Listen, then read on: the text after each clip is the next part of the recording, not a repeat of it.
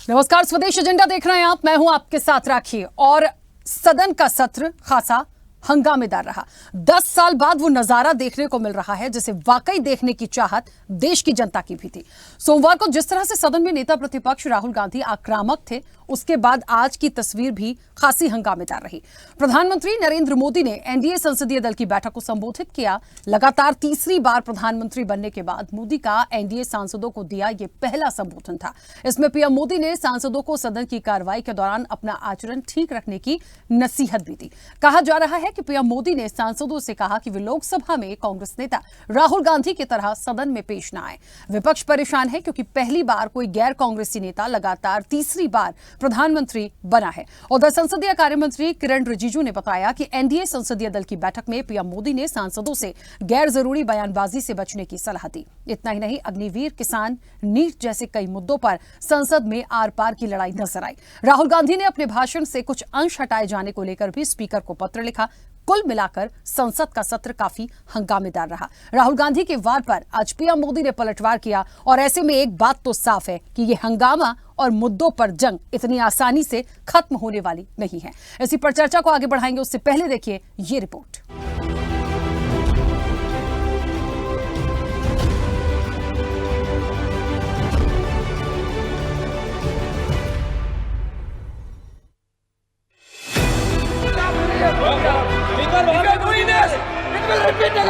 भाई, आप बात समझिए। ये इसलिए चिल्ला रहे हैं क्योंकि तीर जाके दिल में लगा है, दिल में जाके तीर लगा है, इसलिए ये चिल्ला रहे हैं। देखो, चुप हो गए। देखिए स्पीकर साहब चुप हो गए सब। ये नजारा 10 साल बाद की ऐसी संसद का है जहां सत्ता पक्ष के साथ साथ विपक्ष भी ताकत में है। कांग्रेस सांसद और लोकसभा में नेता प्रतिपक्ष राहुल गांधी ने संसद की 6वें दिन यानी 1 जुलाई की कार्रवाई के दौरान लोकसभा में नेता प्रतिपक्ष के तौर पर पहला भाषण दिया। इस दौरान उन्होंने भाजपा सरकार, अल्पसंख्यकों, नीट विवाद और अग्निपथ योजना जैसे मुद्दों पर केंद्र सरकार पर निशाना साधा था। अब लोकसभा स्पीकर के आदेश पर राहुल के बयान से इन सभी अंशों को संसद के रिकॉर्ड से हटा दिया गया है। हटाए गए अंशों में हिंदुओं और PM Narendra Modi, BJP, RSS पर किए गए कमेंट भी शामिल हैं। इस मामले पर राहुल गांधी ने स्पीकर को पत्र लिखा और कहा, मोदी जी की दुनिया में सच्चाई मिटाई जा सकती है, हकीकत में सच को नहीं मिटाया जा सकता। जो मुझे कहना था मैंने कह दिया, वो सच्चाई है। जितना मिटाना है मिटाएं, सच्चाई सच्चाई होती है। मोदी जी की दुनिया में सच्चाई एक्सपंज हो सकती है, मगर रियलिटी में सच्चाई एक्सपंज नहीं हो सकती है। जो मैंने कहा था, जो मैंने कहना था, मैंने कह दिया, वो सच्चाई है। और एक्सपंज करें, जितना करना है करें, सच्चाई सच्चाई होती है। दरअसल राहुल गांधी के इन बयानों को हटाया गया। बीजेपी डर फैला रही है। अग्निवीर पीएम का ब्रेन चाइल्ड, नीट एग्जाम को कमर्शियल बना दिया। किसान कानून अडानी अंबानी के लिए लाए गए। पीएम आज तक मणिपुर नहीं गए। राहुल के भाषण और आक्रामक अंदाज पर आज पीएम मोदी का पलटवार था।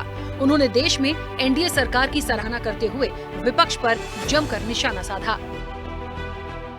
24 के चुनाव में कांग्रेस के लिए भी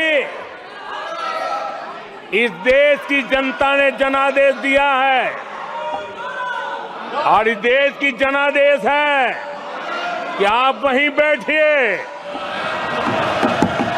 और तर्क खत्म हो जाए तो चीखते रहो, चिल्लाते रहो। हौसला तो इतना बढ़ गया कि कल सदन को भी गुमराह करने का प्रयास हुआ।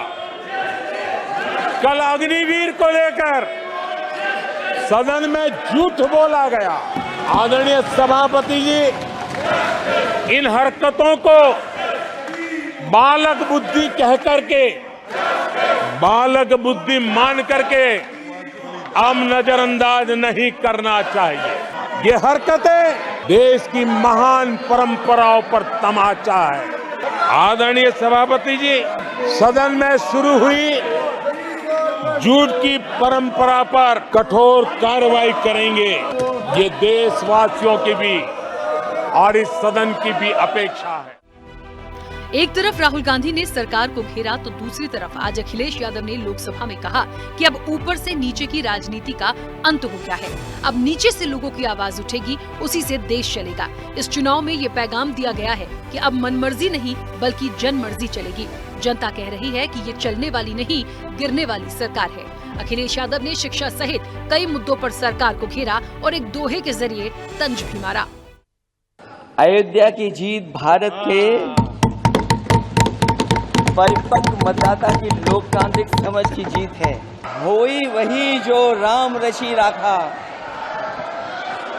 यह है उसका फैसला जिसकी लाठी में नहीं होती आवाज। जो करते थे किसी को लाने का दावा, वो हैं खुद किसी के सहारे के लाचार। ईवीएम पे मुझे कल भी भरोसा नहीं था, आज भी नहीं भरोसा। मैं 80 की 80 सीट जीत जाऊं तब भी नहीं भरोसा। और मैंने अपने चुनाव में कहा था अध्यक्ष महोदय कि ईवीएम से जीत करके ईवीएम हटाने का काम करेंगे। न ईवीएम का मुद्दा मरा है न जाएगा खत्म। जब तक ईवीएम नहीं हटेगी हम समाजवादी लोग उस बात पर अड़ग रहेंगे। अध्यक्ष महोदय, हम अग्निवीर व्यवस्था को कभी स्वीकार नहीं कर सकते हैं। आज नहीं कल, कल नहीं बाद में, जब कभी भी सत्ता में इंडिया गठबंधन आएगा, अग्निवीर व्यवस्था हमेशा हमेशा के लिए खत्म हो जाएगी। अगर सरकार की तरफ से एक भी मंडी 10 साल में बनी हो तो जरूर सरकार बताए। जो सरकार मंडी नहीं बना सकती है उस पर एमएसपी का भरोसा कैसे कर सकते हैं।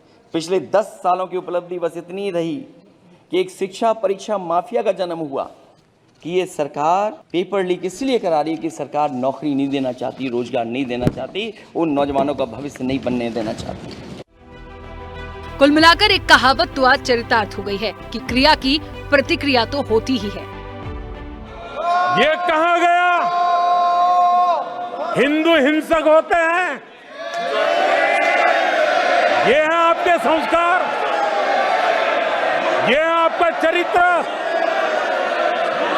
ये है आपकी सोच, ये है आपकी नफरत इस देश के हिंदुओं के साथ। ये करने में आदरणीय सभापति जी, ये देश शताब्दियों तक इसे भूलने वाला नहीं है। हिंदुओं का मजाक उड़ाना, इसे फैशन बना दिया है और उसको संरक्षण देने का काम अपने राजनीतिक स्वार्थ के लिए ऐसे तत्व कर रहे हैं। ईश्वर का हर रूप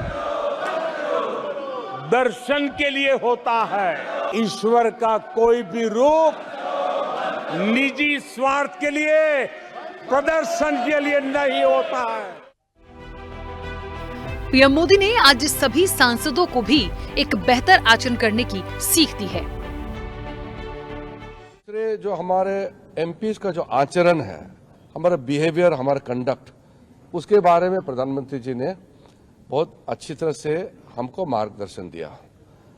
प्रधानमंत्री जी का कहना है कि हर एक एमपी अपने अपने क्षेत्र का विषय को बहुत ही प्रभावी ढंग से सदन में रखना चाहिए। हम सदन का नियम, पार्लियामेंट्री डेमोक्रेसी का जो सिस्टम है और एक अच्छा सांसद बनने के लिए जो आचरण की आवश्यकता है वो पूर्ण रूप से अपनाएं और हम नियम के साथ और पार्लियामेंट्री जो कन्वेंशन है, ट्रेडिशन है, उसी के साथ पेश आना चाहिए। अब संसद में जो संग्राम मचा है उससे देश के विकास का कौन सा प्रोग्राम निकलेगा, ये देखने वाली बात होगी। स्पेशल रिपोर्ट, स्वदेश न्यूज।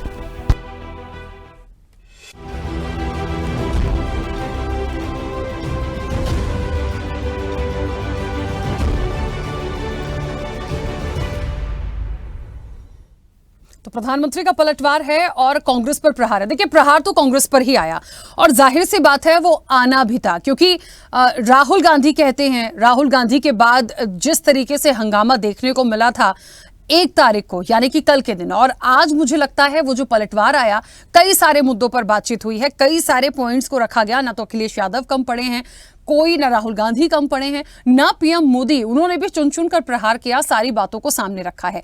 बहरहाल जो एक तस्वीर देखना चाहते थे वो आने वाले समय में अब दिख रही है, क्योंकि जनता ने सिर्फ सत्ता पक्ष को नहीं, विपक्ष को भी एक ताकत के साथ भेजा है। चर्चा पर आगे चलेंगे, तमाम मेहमान हमारे साथ जुड़े हैं। सबसे पहले आपका परिचय करा दें।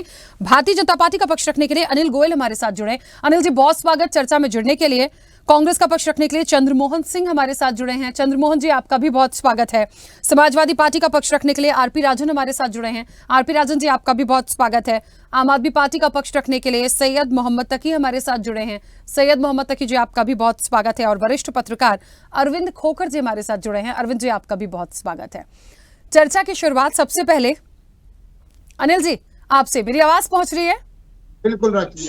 चलिए अनिल जी, एक बात तो मुझे ठीक लगी कि कम से कम आज किसी चर्चा में आपातकाल और ऐसा कोई बहुत बड़ा मुझे वैसा फैक्टर सुनने को नहीं मिला जिसके लिए उम्मीद की जा रही थी। कल तक कांग्रेस ये कह रही थी कि समाजवादी पार्टी ने ये कहा था कि आप देखिएगा मुद्दों से भटक जाएंगे, प्रॉपर जवाब नहीं आएगा, ऐसा कुछ बातें नहीं आएंगी। पर ठीक है, उन्होंने आज भारतीय जनता पार्टी, उनके विकास, उनकी सरकार के काम के साथ साथ बहुत सारी बातों के लिए विपक्ष को भी घेरा। उसमें भ्रष्टाचार वाली बात भी आ गई, उसमें पलटवार भी बहुत सारा आ गया। और मुझे ऐसा लगता है, और एक सीख जो उन्होंने, जो शुरुआत हुई जब वो आए, उनका वेलकम हुआ और एक संबोधन था उनका सभी एमपीज के लिए, तो मुझे ऐसा लगता है वो जो उन्होंने एक बात वहां पर रखी, एक बेहतर आचरण की, वो किसके लिए था? क्या कल कोई आचरण खराब था इसलिए ये बात आई? क्योंकि किरण रिजिजू ने साफ तौर पर कहा कि सभी के लिए वो बात उन्होंने कही, तो सभी में तो सभी आए। देखो, माननीय प्रधानमंत्री जी बड़ी सोच लेकर के चलते हैं, छोटी सोच लेकर के नहीं चलते। कल का आचरण बढ़िया नहीं था, तो संदेश देना था और अपने में भी ये संदेश देना था कि आपको भी ऐसा व्यवहार नहीं करना, ये गलत व्यवहार है। और आज भी आपने ये देखा होगा कि जब माननीय प्रधानमंत्री जी बोल रहे थे तो विपक्षी तरफ से सिर्फ शोर मचाने के अलावा प्री प्लानिंग एक ग्रुप को तैयार कराया, इस तरह काम शोर ही मचाना है, सुनना ही नहीं। यानी प्रधानमंत्री की बात पूरी जनता ना सुन सके, इसके लिए पूरे जब तक प्रधानमंत्री ने अपनी बात रखी है, इन्होंने पूरी तरीके से शोर ही मचाया है। और उस शोर में इनका नकारात्मक सोच सामने आती है। नहीं तो सही मायनों में संसद जब चल रही है तो जिस तरीके से राहुल गांधी जी की बात हम सबने सुनी थी, उसी तरीके से प्रधानमंत्री की बात भी सुनना सबका दायित्व है, सबका कर्तव्य है। लेकिन इन्होंने उस कर्तव्य को नहीं निभाया, इन्होंने जिम्मेदार विपक्ष की भूमिका नहीं निभाई। हम जो देश की जनता है, वो देश की जनता ये चाहती है कि जिम्मेदार विपक्ष, मजबूत विपक्ष जिम्मेदारी के साथ में अपना पक्ष रखे। जनता ने इनको पहले के मुकाबले पर मजबूत तो करा है, लेकिन इन्होंने इतना वो नहीं आया कि हम किस तरीके से जिम्मेदारी के साथ में अपनी भूमिका को निभाएं। और निश्चित तौर पर जिस तरीके से राहुल गांधी जी ने हिंसक हिंदू शब्द कहा है, आप ये बताओ, सांप्रदायिकता का आरोप हम पर लगाते हैं, हिंदू हिंसक संसद में आप कहते हैं, मूर्तियों को, तस्वीरों को आप लेकर के ला करके दिखाते हैं। ये जो भगवान, जितने भगवान की तस्वीरें हैं, ये पूजा करने के लिए हैं, दर्शन करने के लिए हैं, अपनी स्वार्थ सिद्धि के लिए, प्रदर्शन करने के लिए नहीं है। अब स्वार्थ सिद्धि के लिए आप प्रदर्शन कर रहे हैं, तो ये निश्चित तौर पर कहीं ना कहीं ये देश को भी सोचना विषय, विपक्ष को। लेकिन अनिल जी, इस बात को देखिए, ये कल का विषय था, उस पर जितना हंगामा होना था, जितनी माफी मांगने की अपील होनी थी, माफी मांगिए, किसी के कहने से नहीं होगा।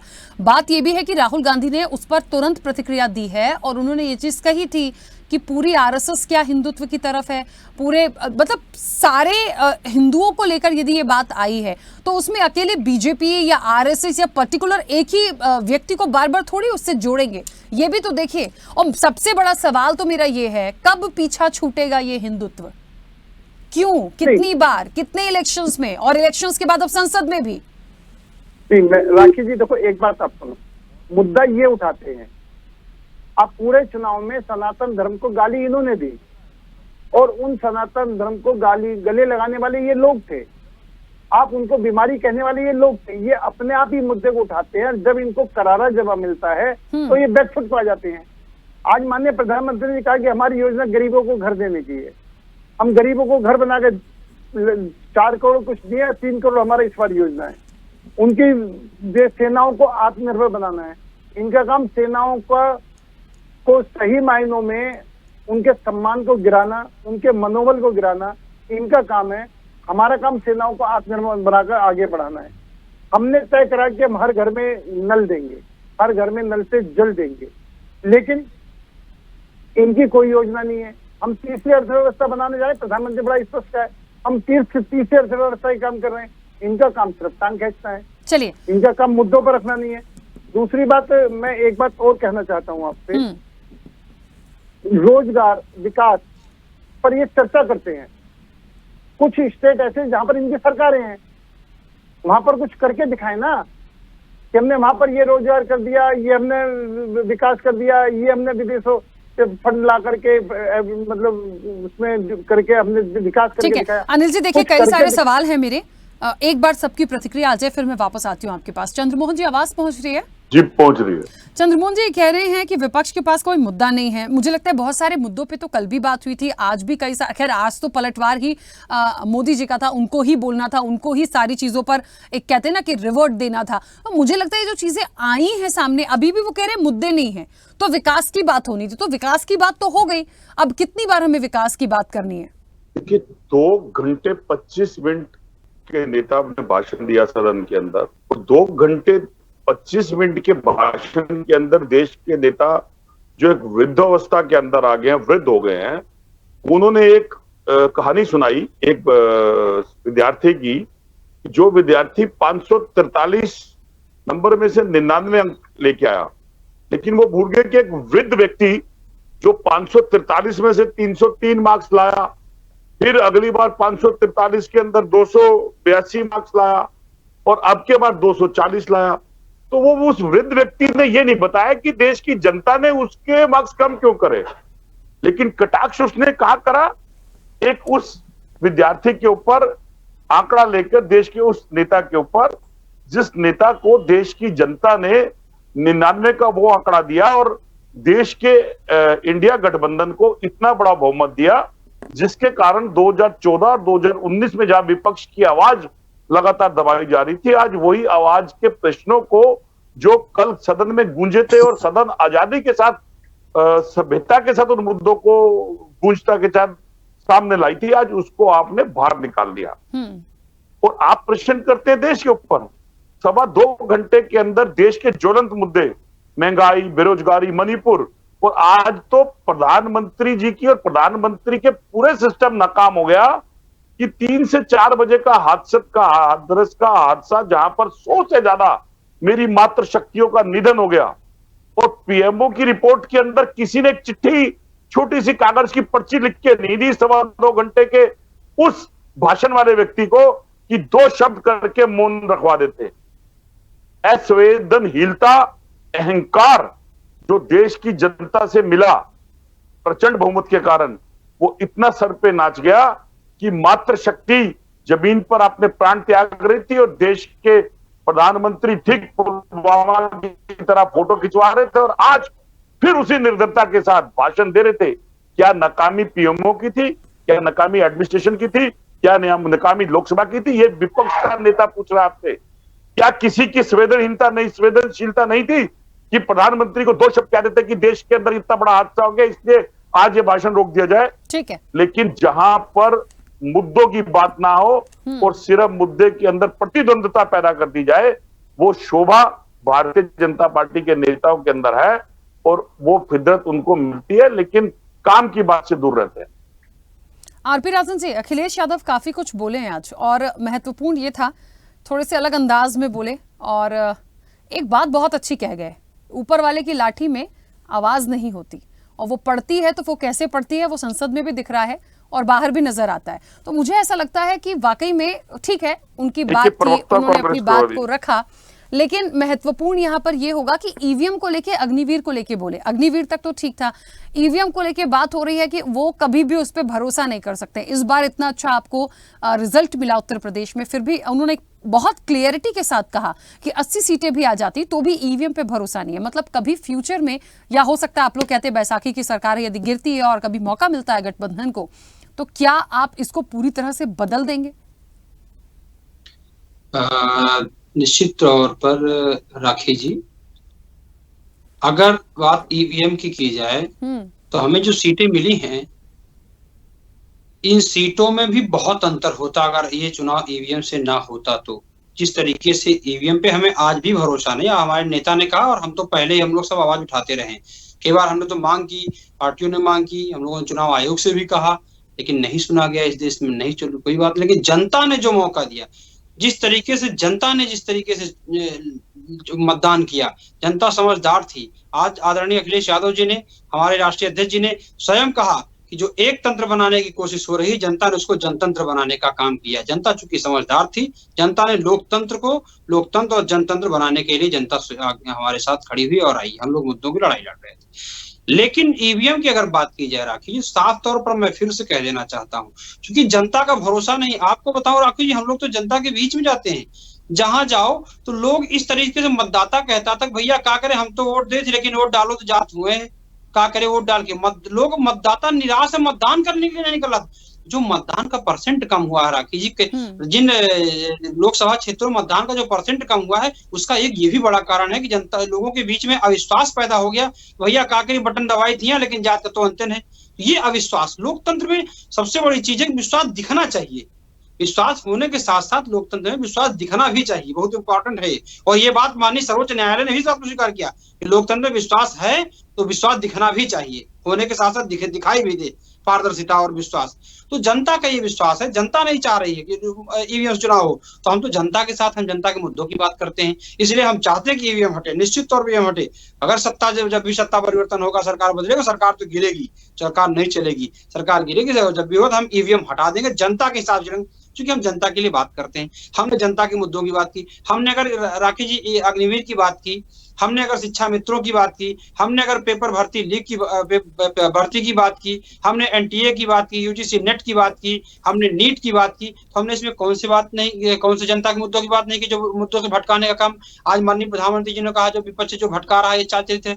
जनता के मुद्दों की बात करो तो सत्ता कहती है कि आपका चाल चरित्र है मुद्दों से भटकाना, लेकिन मुद्दों से भटकाने का काम कौन करता है राखी जी? ये तो पूरे सदन में सबने देखा कि जनता विपक्ष के नेता कुछ बोले तो उनका माइक बंद कर दिया जाए या अनपार्लियामेंट्री कर दिया जाए।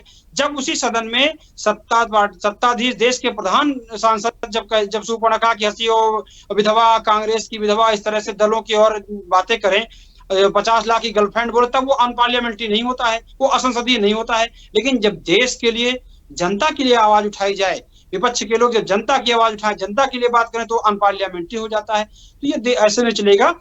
अब हम लोग बड़ी मजबूती के साथ, इंडिया बड़ी मजबूती के साथ लड़ाई लड़ रहा है और इनको जवाब देना पड़ेगा, मुद्दों पर आना पड़ेगा, मुद्दों पे जवाब देना पड़ेगा।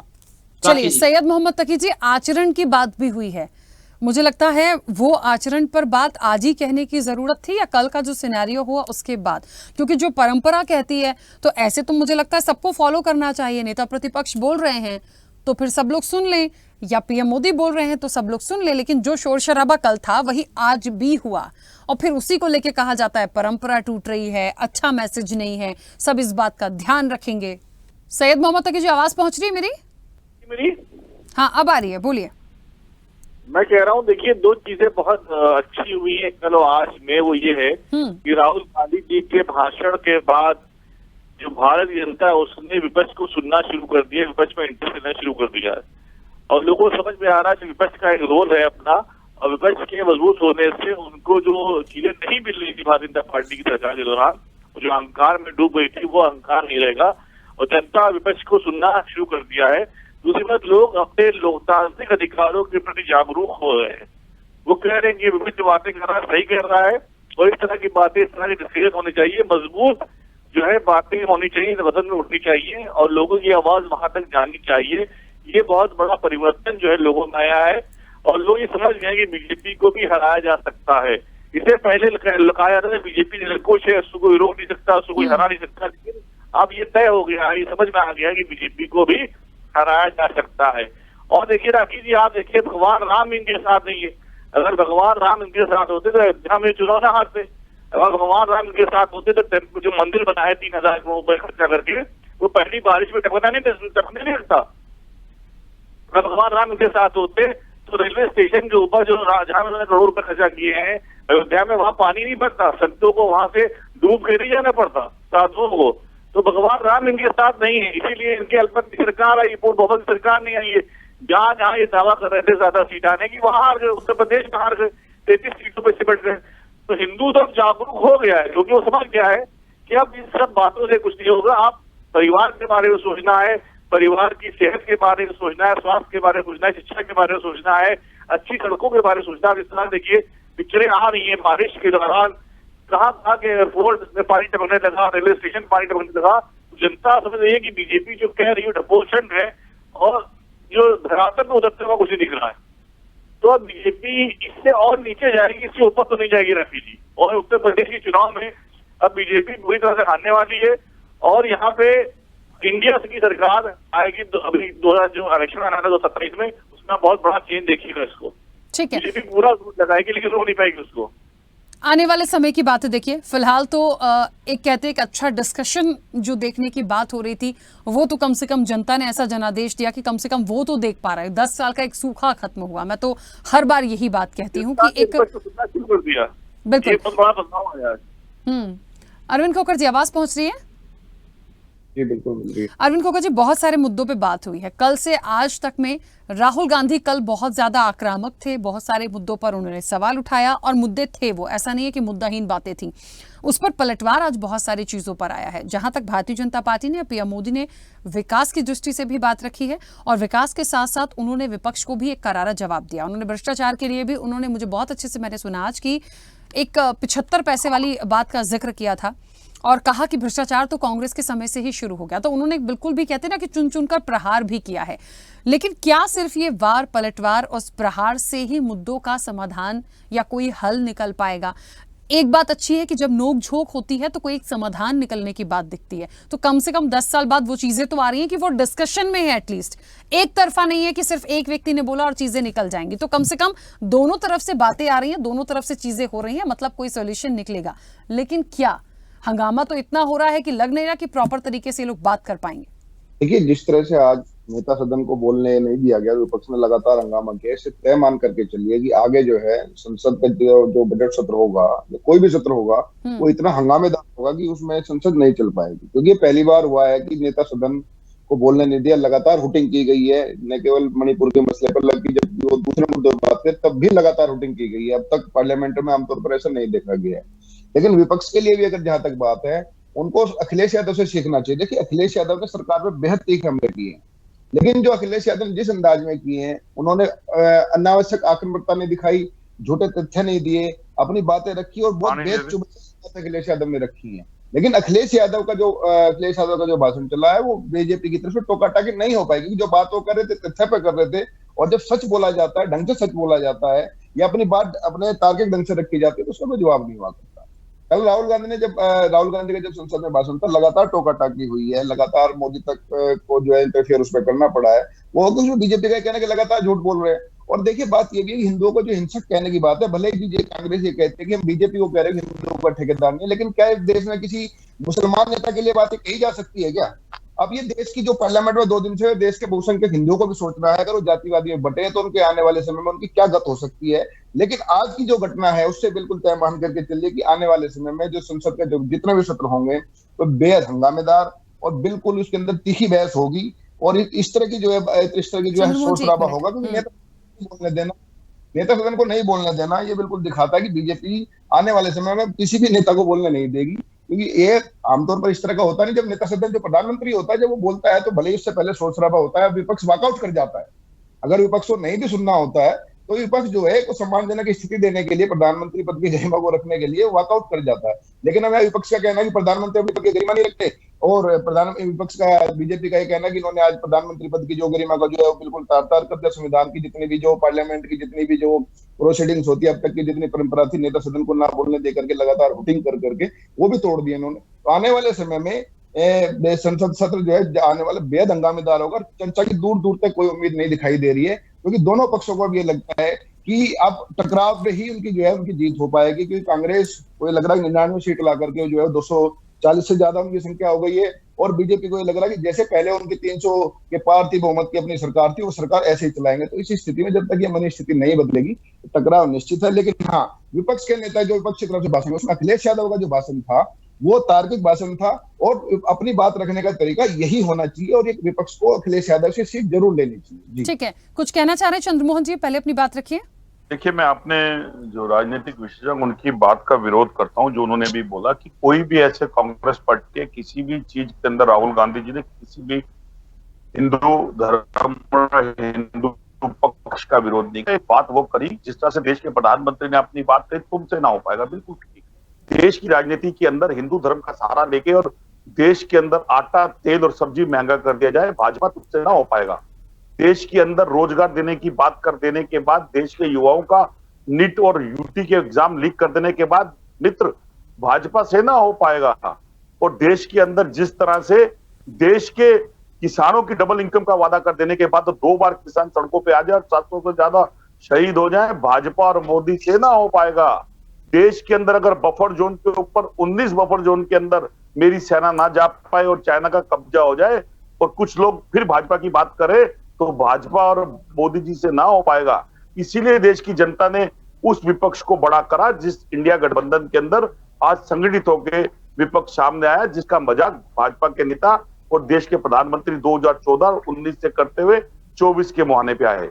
इसीलिए उस देश की जनता ने उसी कांग्रेस को बड़ा करा, जिसको याद आज देश के प्रधानमंत्री ने सदन में करा कि कांग्रेस पार्टियों को खा जाती है। झूठ, तुमसे ना हो पाएगा नरेंद्र मोदी जी। आपने अपनी मित्र मंडलियों को खा लिया, आपने अपनी 35 साल की सहयोगी पार्टियों को तोड़कर एक नई पार्टी करके रात के अंधेरे में संविधान को तार-तार करते करते एक नया मुख्यमंत्री बना दिया और जिस पार्टी के साथ सत्ता हासिल करी उसको दरबदर कर दिया। आपने अपनी 35 साल पुरानी पार्टी अकाली दल का साथ छोड़ दिया, कांग्रेस की मत भूलिए। और जिस 35 और 15 पैसे की बात आप करते हैं, तुमसे ना हो पाएगा, क्योंकि तुम्हारे करप्शन का माल तो इतना है कि 16 लाख करोड़ रुपए का पैसा मित्र मंडली लेके भाग गए। इलेक्ट्रल बॉन्ड का जो चंदे का जो हेर फेर है, उसके जवाब आज तक आप न दे पाओ, क्योंकि आपसे ना। ये बात मुद्दे की उठी, किसने उठाई? देश के विपक्ष ने। वो विपक्ष चाहे अखिलेश यादव हो, वो विपक्ष चाहे महुआ मित्रा हो, चाहे वो राहुल गांधी हो, ये आवाज किसने दी? ये उस देश की जनता ने दी, जिसको अहंकार के रूप में 2014 और 19 में भाजपा को रूप दिया था। अहंकार आज देश का नहीं जाने दिया, क्योंकि जहां देश के अंदर मिलीजुली सरकारें 2014 में चलती थी ना मित्र, 2014 के बाद बहुमत वाली सरकार दी, ठीक है, देखने के लिए कि देश को क्या मिलेगा, लेकिन देश को कुछ नहीं मिला। इसीलिए 14 और 19 के बाद आज उस अहंकार रूपी सरकार को अल्पमत में लाके खड़ा कर दिया। और वही अहंकारी लोग जो मोदी मोदी मोदी करते हैं, आज वो कहते हैं एनडी एनडी एनडी, नोटंकिया गठबंधन, इसके नारे लगाते हैं। तो तुमसे ना हो पाएगा, वक्त का इंतजार करिए। चलिए अनिल जी, एक बड़ी महत्वपूर्ण बात है। देखिए, जहां तक सम्मान करने की बात है, साथ देने की बात है, अच्छे मुद्दों पे एक सार्थक चर्चा की बात है, वो होनी चाहिए। पक्ष विपक्ष है, नोक झोंक अपनी जगह पे जायज है, लेकिन बड़ा महत्वपूर्ण फैक्टर है कि क्यों इस तरह से चीजों को हो रहा है कि सिर्फ एक की क्रिया आती है तो दूसरे को प्रतिक्रिया देनी है। पलटवार करिए, मुद्दों पर अपनी बातों को रखिए, लेकिन ऐसा कोई विषय ना हो कि जो एक अच्छा मुद्दा है, जिस पर जवाब मांगने की बात हो रही है, उस पर जवाब नहीं आ रहा है। हिंदुत्व की बात आती है, उस पर जल्दी से कोई भी स्टैंड लेके बोलने लगता है। और मुझे लगता है हिंदुत्व को थोड़ा सा साइड रख के चलने की, आगे बढ़ने की जरूरत है। बहुत सारे ऐसे मुद्दे इस वक्त हैं जिसका इंतजार सभी को होगा, एक अच्छी चर्चा को देखने का होगा। उसे छोड़ के बाकी सारी चीजों पर बात हो रही है। बाकी जी बिल्कुल ठीक कर रहे हो, मुद्दा यही लाते हैं और पीछे यही बात। मैं एक बात आपको याद दिलाना चाहता हूं, चंद्रमोहन जी ने भ्रष्टाचार की बात करी है। 2014 से पहले देश निराशा की स्थिति में था। 2014 से पहले यह था कि इस देश में कुछ नहीं हो सकता, क्योंकि रोज अखबारों में, टीवी में भ्रष्टाचार की, आज ये भ्रष्टाचार हो गया, आज ये भ्रष्टाचार, पूरी सरकार भ्रष्टाचार के कटघरे में खड़ी थी। खुद राहुल गांधी और सोनिया गांधी भ्रष्टाचार, हजारों करोड़ के भ्रष्टाचार मुद्दे पर जमानत पर बाहर। खुद इनके सहयोगी दल भ्रष्टाचार के विषय को लेकर के आज जेल के अंदर बंद।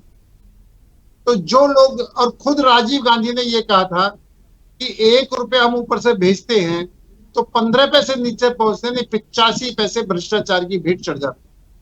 अभी किस मुंह से भ्रष्टाचार की बात कर रहे हैं? वो तो यही जान सकते हैं।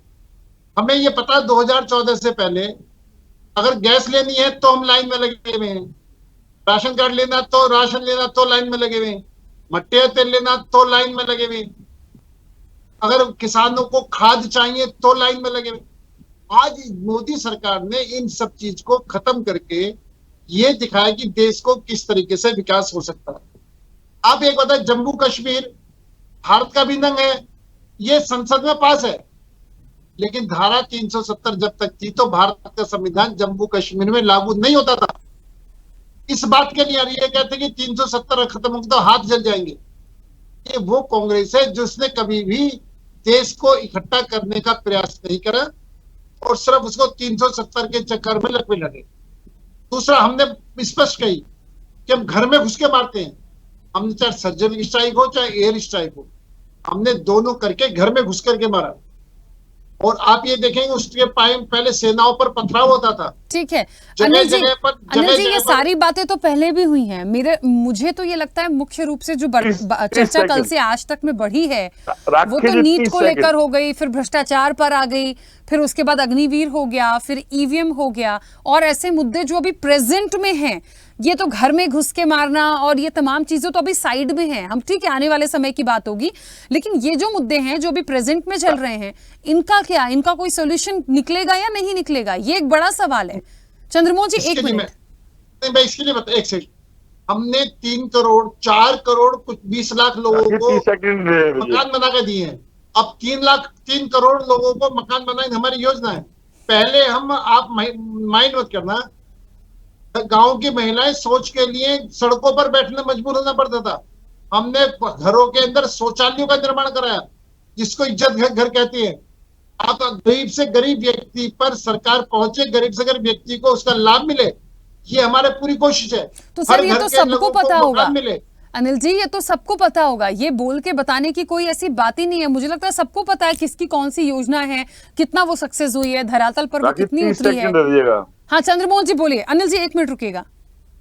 30 सेकंड। देखिए अनिल जी मेरे बहुत पुराने मित्र है और व्यक्ति अच्छे है, लेकिन पार्टी अच्छी भी नहीं है। बेसिक क्या है, विकास की बात करते हैं अनिल जी। विकास तो इतना है आपका कि आपके बनते हैं 5 पुल ढह जाते हैं।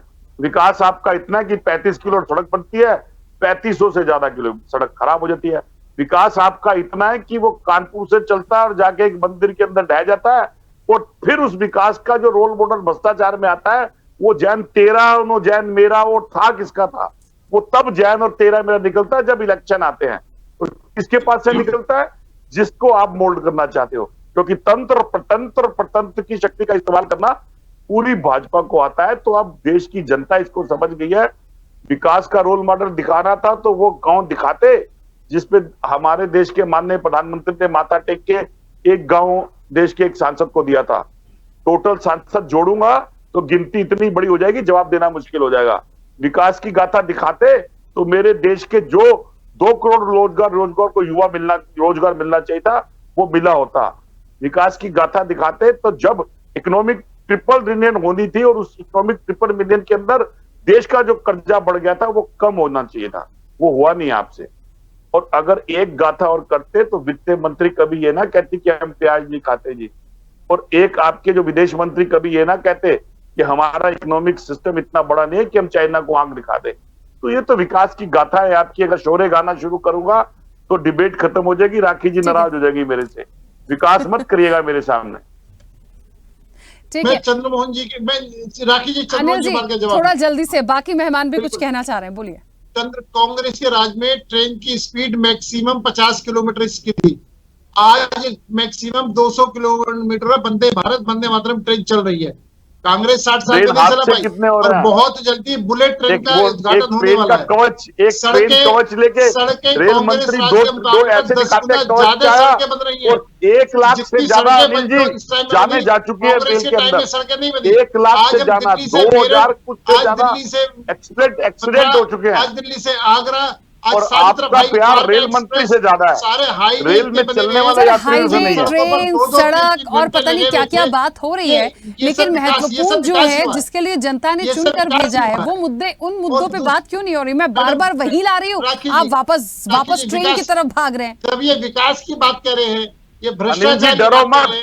तो मैं कह रहा हूं विकास हमने अनिल जी दिखाया डरो मत, दिखाया देश की जनता अभी आपको अल्पमत में दिया कि सत्ता से उतारेगी, डरो मत। और डराना ये कांग्रेस का अनिल काम जी है। डरो मत, कांग्रेस देश से की जनता ने अभी 1984 में अल्पमत में पूरे लाई भारत दिया को कि डराया। सत्ता से उतारेगी। कांग्रेस ने 1984 में सिखों के कत्लेआम करा करके सारे सिखों को डराया है। कांग्रेस ने स्वर्ण और स्वर्ण करके लोग आपस में बांटा है, तो इसमें डरने की जरूरत नहीं है। जब चंद्रबाबू भाई हमारे सामने तो हमें डरने की जरूरत नहीं है, लेकिन सही मायनों में डराने का काम भी कांग्रेस करती है और डरती भी कांग्रेस है।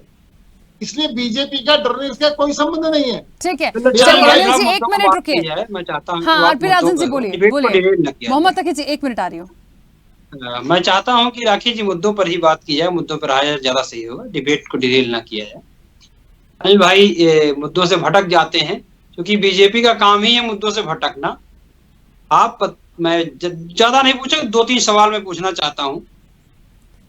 तत्काल की जो घटनाएं हैं, मथुरा में पानी की टंकी गिर जाती है राखी जी, कई लोगों की 2 से 3 लोगों की मौत हो जाती है उसमें दब करके, और उस पानी की टंकी को बने हुए मात्र भी 3 साल हुआ था, तीसरा साल है ये, 2-2.5 साल हुआ था उसका।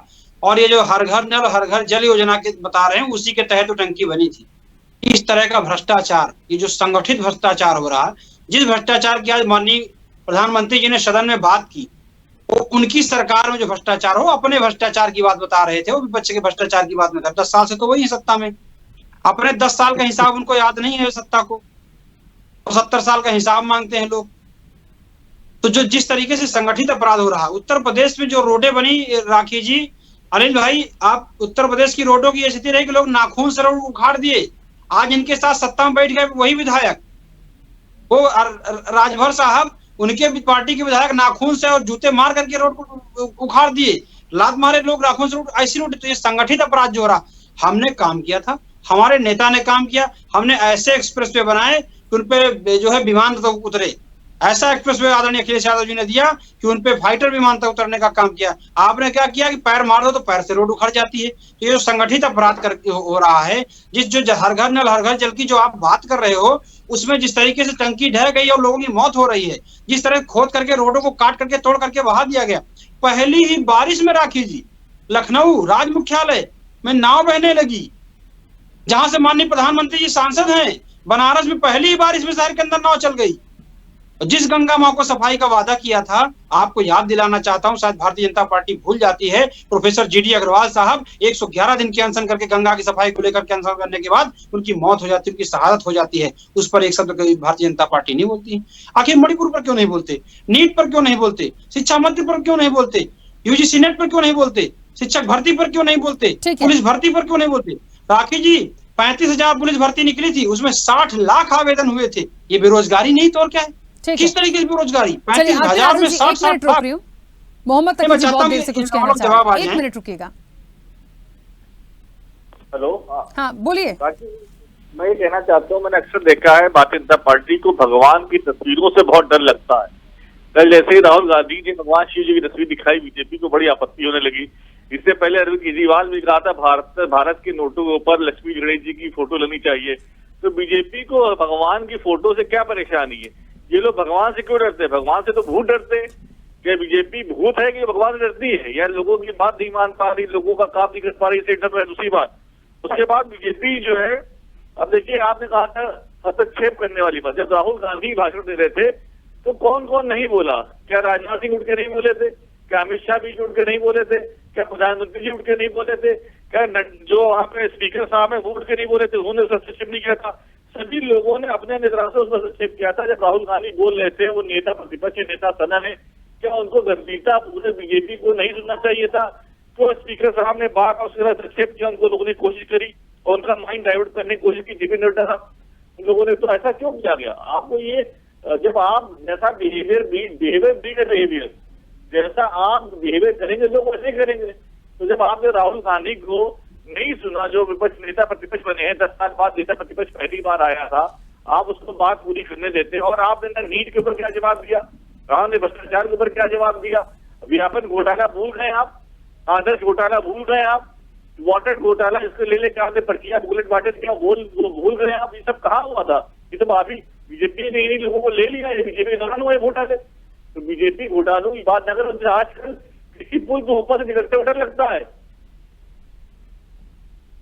ठीक है सैयद मोहम्मद तकी जी, 1 मिनट रुकिएगा, आपकी आवाज भी थोड़ी सी बीच में गायब सी हो गई और मैं रोकूंगी भी आपको, 1 मिनट रुकिएगा। अरविंद खोखर जी, यहाँ पे बहुत सारी बात आ रही है, विकास की बात पे ज्यादा फोकस कर रहे हैं, वहां पर जो मुद्दों की बात होती है तो पता नहीं क्या क्या बोलने लगते हैं। क्या ऐसे ही ये सिस्टम चलेगा? दूसरी चीज ये कि कल के बाद ये जो सिनेरियो, ये पूरा घटनाक्रम आज बढ़ा, जहां पर पीएम मोदी ने काफी कुछ कहा, बहुत सारे मुद्दों पर, बहुत सारी चीजों पर पलटवार हुआ, राहुल गांधी ने भी एक बयान दिया और उनकी भी स्टेटमेंट जो सबसे पहले सुबह आई वो यही थी कि जो उन्होंने कहा, जो सच्चाई है वो हटाए गए जो बयान है, तो ऐसा कौन सा बड़ा फैक्टर था, कुछ ऐसी बात आ गई जिसको हटाने की जरूरत पड़ी? और फिर उन्होंने कहा है कि ठीक है आपने किया, लेकिन सच्चाई तो आप छुपा नहीं सकते, जो सच है वो सच है और सच सामने आता ही है।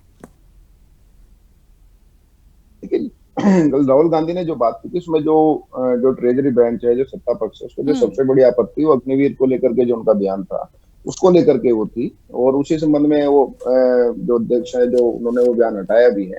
लेकिन देखिए, जैसे मैंने पहले भी कहा कि जो घटनाक्रम संसद में अब हुए हैं उससे मान करके चलिए, इस सत्र में या जब तक ये सरकार चलेगी, 5 साल चले, मध्यावधि चुनाव हो, ये मान करके चलिए मुद्दों की बात नहीं हो पाएगी। विपक्ष और सत्ता पक्ष में इस हद तक की तनातनी हो गई है कि ये नहीं चलने दी जाएगी सबको, क्योंकि आज देखिए प्रधानमंत्री को बोलने नहीं दिया गया, लगातार हुटिंग हुई है। और मैं आपको पहले बताया था कि देखिए मुद्दे की बात रखनी, कोई उसमें कोई गुरेज नहीं होना चाहिए। विपक्ष का काम ही यही है जनता की आवाज को सत्ता के कानों तक पहुंचाना, विपक्ष होता भी इसलिए है।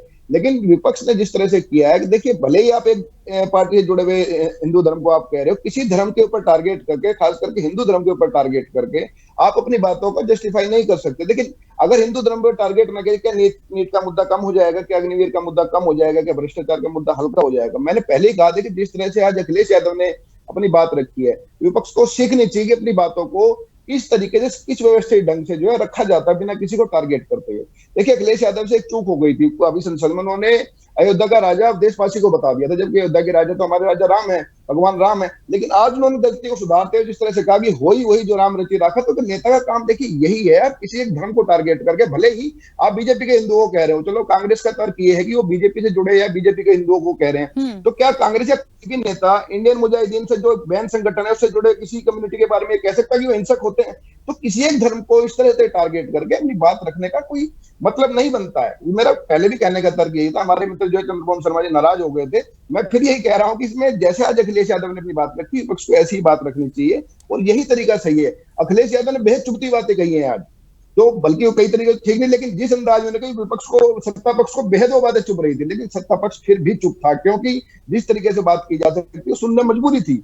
कल राहुल गांधी के बीच में टोका टाकी इसलिए कि जो तथ्य राहुल गांधी की तरफ से दिए जा रहे थे, सत्ता पक्ष का कहना सारे तथ्य झूठे हैं, इसी वजह से बार बार टोका गया। प्रधानमंत्री मोदी ने जिस बात पे खड़ा होकर के जो इसको इंटरफेयर किया था, जिसपे आपत्ति की थी, वो हिंदू धर्म को लेकर हिंदू हिंसक होते हैं उस पर की थी। आज अखिलेश यादव के साथ ऐसा क्यों नहीं हो पाया? क्योंकि अखिलेश यादव ने सत्ता पक्ष को कोई मौका नहीं दिया है। लेकिन आज ये मान करके चलिए, आने वाले सत्र में विधानसभा जो बजट सत्र होगा, अखिलेश यादव नेता प्रतिपक्ष नहीं है, नेता प्रतिपक्ष राहुल गांधी है, और बीजेपी राहुल गांधी को टारगेट कर रही थी, इसलिए बार बार हस्तक्षेप किया गया। ये बात समझिए आप। और सबसे ज्यादा सीटें कांग्रेस की आई है, 100 से ज्यादा सीटें आई हैं, तो इनको कांग्रेस को टारगेट करना, राहुल गांधी को रोकना है। क्या इस सीटों को उनके बनी बोला गया? धर्म की बेइज्जती करने का, हिंदू धर्म को टारगेट करने का लाइसेंस मिल गया? क्या आप ये कहना चाहते हैं कि 100 सीटों 99 सीटों धर्म को किसने बेइज्जत की? उन्होंने सच बोला। क्या धर्म को बेइज्जत किया? उन्होंने कहा आरएसएस और बीजेपी सिर्फ हिंदू धर्म नहीं है। इसमें क्या उन्होंने धर्म को बेइज्जती करी? उन्होंने बीजेपी जो हिंदू किया करती है। अब देखिए, supreme court, Allahabad high court ने आज बयान दिया है कि अगर ऐसे चलता रहा तो हिंदू मिनॉरिटी में आ जाएंगे। बीजेपी के 10 साल कार्यकाल के बाद अगर हिंदू मिनॉरिटी में आ रहा है तो बीजेपी के लिए शर्म की बात है। कैसे मिल जाएगा? क्यों हिंदू भारत छोड़ के पलायन कर रहा है, दूसरे देशों में नौकरियां ढूंढ रहा है? मैंने एक बात बोली थी सर शुरुआत में कि इस मुद्दे पे आ ही क्यों रहे हैं? कल से काफी हो चुका है जितना हंगामा होना था, फिर घूम फिर के बात हिंदुत्व पे आ गई, और कोई मुद्दा नहीं है क्या बात करने के लिए? मैंने तो टोकने की बात करी थी, हिंदुत्व तो इन्होंने शुरू कर दिया। आप मुझको एक बात बताएं, राहुल गांधी बोल रहे थे मुद्दे पर टोका टाकी होना कि भाई ये गलत बोल रहे हो, ये गलत बोल रहे हो, ये झूठ बोल रहे हो, वो एक अलग बात है। मुझे नहीं लगता राहुल गांधी ने कोई भी आपत्तिजनक स्टेटमेंट दिया था। और आप शोर मचाते रहे उन्होंने जो बात की थी बिल्कुल सही बात की थी, ऑन रिकॉर्ड बात है वो। ना मान के दूसरी बात में ये अभी डेवलपमेंट की बात कहते हैं और राहुल गांधी 5वीं बार देने की बात करी थी, संसद भवन गए, सांसद बने, वो नए नए सांसद नहीं है, वो सांसद बने। मुझे लगता नहीं नरेंद्र मोदी जी 5वीं बार गए संसद भवन में, वो 3वीं बार गए। चलिए 1 मिनट रुकिए, RP Rajan ji 1 minute. Anil ji please देखिए, आपस में झगड़ा मत करिए, ये संसद नहीं है, इस तरह से मत करिए प्लीज, क्योंकि प्रॉपर मुद्दों पर अपने समय में भरपूर दे रही हूँ, बात रखने के लिए समय भी दे रही हूँ, तो ऐसे मत कीजिए, समय की सीमा है। अनिल जी कई सारे सवाल उठाए थे, आरपी राजन जी चाहते हैं कि आप प्लीज उनका जवाब दे दीजिए।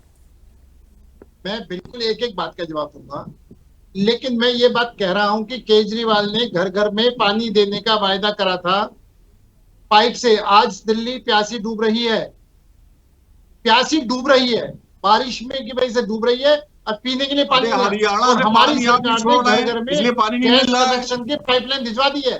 ये आप सरकार हर काम करने वाली बार बात करती है। बरसात को, गर्मी इन्होंने को कहा- राजनीतिक मुद्दा बना के इन्होंने इस्तेमाल कहा करते हैं। कि भगवान की तस्वीर से डरते हैं। आपके भी हम 7 भगवान की MP तस्वीर है से दिल्ली डरते नहीं में, हैं।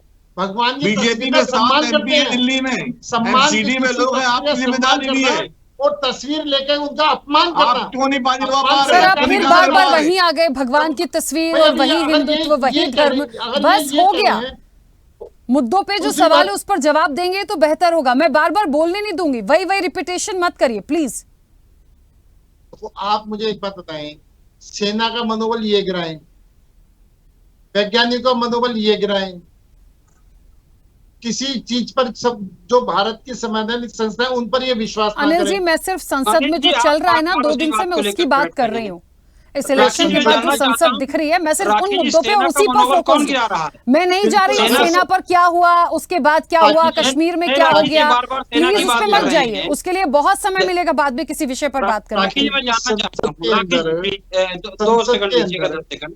सारी बातों को रखने के बाद में सत्ता पक्ष का जवाब सुनने आदरणीय का अनिल जी अधिकार जिस सेना की बात वो कर है रहे हैं, नहीं उस है। सेना को उनमें कमजोर सत्ता करने का, पक्ष तोड़ने को का, मनोबल सुनने गिराने का का काम किसने किया? भारतीय जनता सहनशक्ति पार्टी नहीं है। सरकार ने किया। प्री देश के प्लानिंग से ही शोर प्रधानमंत्री ने मचाते किया। हैं, संसद निविल के जैन अंदर को बैठ जो करके लगा झूठ सेना बोलते के हैं, शौर्य को झूठे कमजोर तथ्यों करने को का लेकर के काम पेश कर रहा करते है। हैं। 4 साल की और जो पूरी कल करके राहुल गांधी ने जो कहा है, क्या किसी जो उन्होंने झूठ बोला है उसका प्रूफ दे सकते हैं और देना भी चाहिए, और हम लाए देना हैं। भी सर पड़ेगा। जिस परंपरा को निभाने की लोगों में बात गलत कर रहे हैं हो और यहाँ पे कह रहे हैं कि रोका टोकी नहीं होनी चाहिए, टोका टोकी नहीं होनी चाहिए, वो भी आप लोग भी तो यही कर रहे हैं, बोलने के बावजूद कंटिन्यूअसली कर रहे हैं।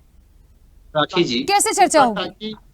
समाजवादी पार्टी एक अलग बात है, लेकिन चलिए। प्री प्लानिंग शोर मचाना, देश में प्री रक्षा प्लानिंग मंत्री जो बने, सेना सेना के के प्रधानमंत्री को नहीं सुनना, ये तो चलिए, पूरी तरह से मैं- गलत है। नहीं, जवान मोहम्मद शहीद तकी हो जी चुका और था। चंद्रमोहन जी, आप सभी को मैं बीच में रोकूंगी, वापस नहीं आ पाऊंगी क्योंकि समय हो गया है, बहुत बार इंटरप्ट किया मैंने। खैर ठीक है, जो जैसा चल रहा है उसमें आगे कैसा सिनेरियो होगा वो वाकई देखने वाली बात होगी। आप सभी का बहुत शुक्रिया इस चर्चा में जुड़ने के लिए। प्रधानमंत्री का पलटवार कांग्रेस पर प्रहार किया तो उन्हीं पे है, क्योंकि निश्चित तौर पर नेता प्रतिपक्ष जो राहुल गांधी हैं, उन्होंने कल जिस तरीके से अपने वक्तव्य रखे, जिन मुद्दों को रखा, जिस तरह से उन्होंने अपने आप को प्रेजेंट किया, वो कहीं ना कहीं बीजेपी के लिए झटके जैसा था।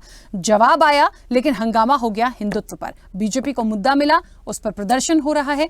आज जो पलटवार आया, आज जो बात होनी है, उस पर सिर्फ नोकझोंक हो रही है। लेकिन एक बात तो तय है कि जो मुद्दे हैं उन पर इस नोकझोंक के साथ कम से कम चर्चा तो हो रही है, उस मजबूती से जो देश की जनता देखना चाहती थी। आगे क्या तस्वीर होगी वो देखने वाली बात होगी। फिलहाल चर्चा में इतना ही। बने रहिए स्वदेश न्यूज के साथ। सबसे पहले देश।